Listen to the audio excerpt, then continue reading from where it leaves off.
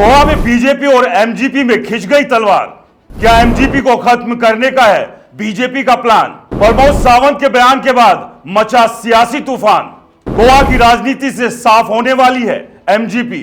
महाराष्ट्र के बाद गोवा में भी बीजेपी चलने वाली है अपनी सहयोगी पार्टी को खत्म करने वाली चाल। सावंत के बयान के खिलाफ एमजीपी ने भी खोल दिया मोर्चा। नमस्कार दोस्तों, मेरा नाम है राज के वर्मा। आज हम बात करेंगे गोवा की, जहां सियासत का एक नया खेल शुरू हो चुका है। गोवा के मुख्यमंत्री प्रमोद सावंत ने एक ऐसा बयान दिया जो न सिर्फ सियासी हलकों में हंगामा मचा रहा है, बल्कि सहयोगी दलों के गले की फांस बन गया है। थोड्या दिवसाच्या भीतर भव्य मेळाव्यावर परत एकदा या मतदारसंघातल्या जातलो तुम्ही सगळ्यांनी ही कामाची नांदी असा असे समजून आम्ही 27च्या इलेक्शनाची तयारी आजपासून सुरुवात केली हे लक्षात दवरते आणि 27 परत एकदा मांद्रे मतदारसंघात कमळ फुलतले।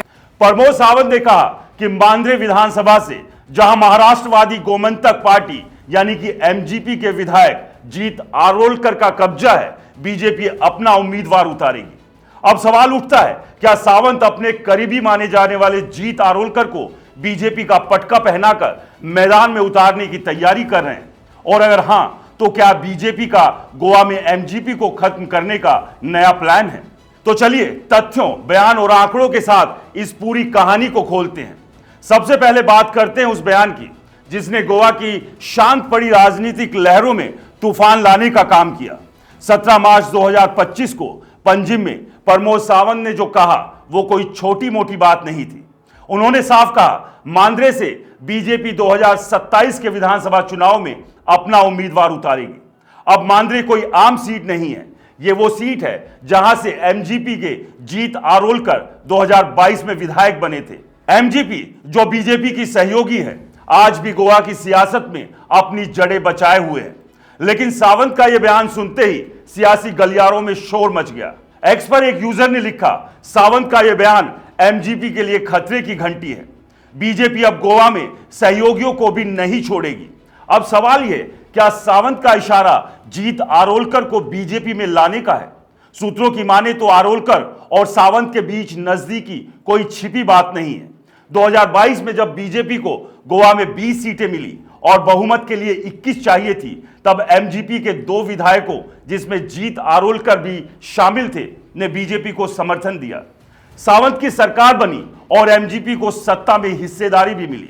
लेकिन अब सावंत का यह बयान क्या संकेत दे रहा है? क्या वो अपने करीबी आरोलकर को बीजेपी की नाव पर चढ़ाने की तैयारी कर रहे हैं, या ये एमजीपी को कुचलने का एक सुनियोजित प्लान है? क्योंकि चर्चाएं इस बात की भी है कि गोवा के मंत्रिमंडल में जल्द बड़ा फेरबदल होने वाला है। और इस फेरबदल में क्या प्रमोद सावंत अपने करीबी जीत आरोलकर को मंत्री बनाकर एमजीपी को गोवा से पूरी तरह से खत्म करने की बिसात बिछाएंगे? चलिए अब बात करते हैं बीजेपी के उस पुराने इतिहास की, जिसमें वो सहयोगियों को साथ लेता है और फिर खत्म कर देता है। अगर आपको लगता है कि यह कोई नई चाल नहीं है, तो आप सही हैं। बीजेपी का इतिहास ऐसे उदाहरणों से भरा पड़ा है जहां उसने अपने सहयोगी दलों को पहले गले लगाया, फिर उन्हें सियासी कब्रिस्तान में दफन कर दिया। चलिए कुछ तथ्य देखते हैं। महाराष्ट्र 2014 में बीजेपी ने शिवसेना के साथ गठबंधन किया। 2019 तक उद्धव ठाकरे की शिवसेना को सत्ता में हिस्सा मिला। लेकिन 2022 में बीजेपी ने एक मास्टर स्ट्रोक खेला, एकनाथ शिंदे को साथ लिया, शिवसेना को 2 फाड़ कर दिया और आज शिंदे भी साइडलाइन हो चुके हैं। नतीजा, महाराष्ट्र में बीजेपी का दबदबा और शिवसेना का नामो निशान मिटने की कगार पर। हरियाणा 2019 में बीजेपी ने 40 सीटें जीती, बहुमत से 6 कदम पीछे। जननायक जनता पार्टी के 10 विधायकों को साथ लिया, सरकार बनाई। लेकिन 2024 के विधानसभा चुनाव में बीजेपी ने जेजेपी को ठेंगा दिखा दिया, अकेले लड़ा और 48 सीटें जीतकर जेजेपी को सियासी गुमनामी में धकेल दिया। जेजेपी का स्कोर 0। बिहार, नीतीश कुमार की जेडीयू को बीजेपी ने बार बार साथ लिया, लेकिन हर बार नीतीश को अपनी शर्तों पर नचाया।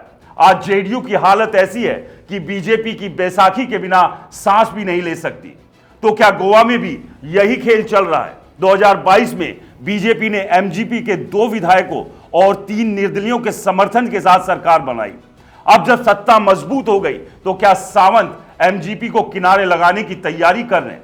और अगर जीत आरोलकर बीजेपी में शामिल हुए तो क्या एमजीपी का बचा खुचा किला भी ढह जाएगा? प्रमोद सावंत के बयान के बाद एमजीपी भी खामोश नहीं रही। मांद्रे ब्लॉक के एमजीपी नेताओं ने प्रेस कॉन्फ्रेंस कर सावंत को खुली चुनौती दी। जोपर्यंत तो आमदार आमच्याकडे तर तोपर्यंत आम्ही त्याला आमचं म्हणतले नाही। जर तो निवडून जर गेलो जाल्यार पक्ष आपल्या चिन्ह आपल्या पक्षाच्या चिन्हार आम्ही दुसरो उमेदवार उभे करतले, म्हणजे विचार करते दुसऱ्या उमेदवारीचो, पण आम्ही आमची जागा सोडचे ना। उनका कहना था अगर सावंत मांद्रे से बीजेपी उम्मीदवार उतारते हैं तो जीत आरोलकर बीजेपी में चले जाते हैं तो हमारे पास भी दमदार उम्मीदवार तैयार हैं, हम अपनी सीट नहीं छोड़ेंगे। एक एमजीपी नेता ने तो यह कहा सावंत का बयान हमारे कार्यकर्ताओं का मनोबल तोड़ने की साजिश है, लेकिन हम डरने वाले नहीं हैं। अब यह बात गौर करने वाली है, एमजीपी भले ही गोवा में आज छोटी पार्टी हो लेकिन इसकी जड़ें गहरी है। 1963 में बनी यह पार्टी गोवा की सबसे पुरानी क्षेत्रीय ताकत रही है। 2017 में इसने 3 सीटें जीती थी और 2022 में 2, लेकिन हर बार बीजेपी ने इसे अपने गठबंधन में इस्तेमाल किया और सत्ता मिलते ही किनारे कर दिया। 2019 में जब मनोहर पर्रिकर का निधन हुआ और सावंत सीएम बने तो एमजीपी के सुधीन धवलीकर को मंत्रिमंडल से बाहर कर दिया गया। तो क्या अब एमजीपी का नंबर पूरा करने की बारी है? अब थोड़ा तंज कसते हैं। सावंत जी, आप तो कहते हैं कि बीजेपी गोवा में सबका साथ सबका विकास लाएगी, लेकिन लगता है आपका साथ सिर्फ तब तक है जब तक कुर्सी को खतरा ना हो। एमजीपी ने 2022 में आपको समर्थन दिया, आपकी सरकार बनी, लेकिन अब जब पैर मजबूत हो गए तो सहयोगी को लात मारने का वक्त आ गया। यह तो वही कहानी है, सत्ता मिली तो दोस्त को दुश्मन बना दो। तथ्यों पर नजर डालें, गोवा की 40 सीटों वाली विधानसभा में बीजेपी के पास 20 विधायक, एमजीपी के पास 2 और 3 निर्दलियों के समर्थन से कुल 25 का आंकड़ा। बहुमत के लिए 21 चाहिए, यानी बीजेपी अभी मजबूत है। लेकिन 2027 का चुनाव दूर नहीं है।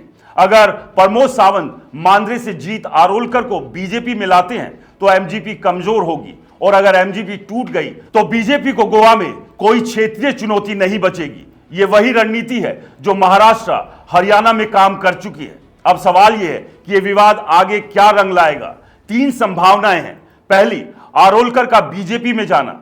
अगर जीत आरोलकर बीजेपी में शामिल होते हैं तो मांद्रे में बीजेपी का दबदबा बढ़ेगा, लेकिन एमजीपी टूट सकती है, कार्यकर्ताओं का मनोबल गिरेगा और पार्टी सियासी गुमनामी की ओर बढ़ सकती है। एमजीपी का पलटवार, एमजीपी ने कहा है कि उनके पास दूसरा दमदार उम्मीदवार तैयार है।